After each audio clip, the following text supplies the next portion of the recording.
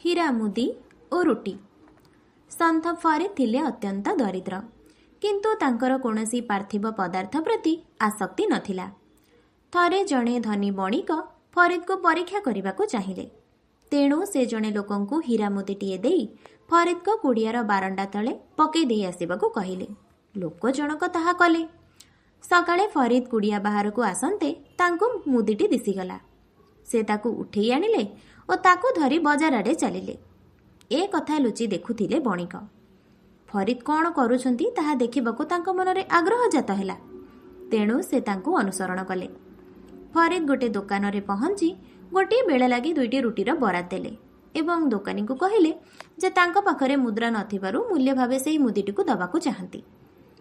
ମୁଦିଟି ଦେଖି ଦୋକାନୀ ମୁଣ୍ଡରେ ହାତ ଦେଲା ଓ କହିଲା, ବାବା, ତୁମେ ବୋଧେ ମୁଦିର ମୂଲ୍ୟ ଜାଣିପାରୁନା। ଏହାକୁ ଜଣେ ଜହୁରୀ ପାଖକୁ ନେଇଯାଅ। ଯାହା ମୂଲ୍ୟ ପାଇବ ସେଥିରେ ସାରା ଜୀବନ ଚଳିଯିବ।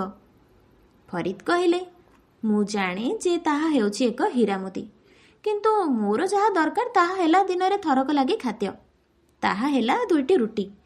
ଆଉ ମୋ ପାଖରେ ଦବା ଲାଗି କେବଳ ଏହା ଛଡ଼ା ଆଉ କିଛି ନାହିଁ। ତାପରେ ଫରିଦକୁ ପରୀକ୍ଷା କରିବାକୁ ବାହାରିଥିବା ବଣିକ ଲଜ୍ଜିତ ହେଲେ।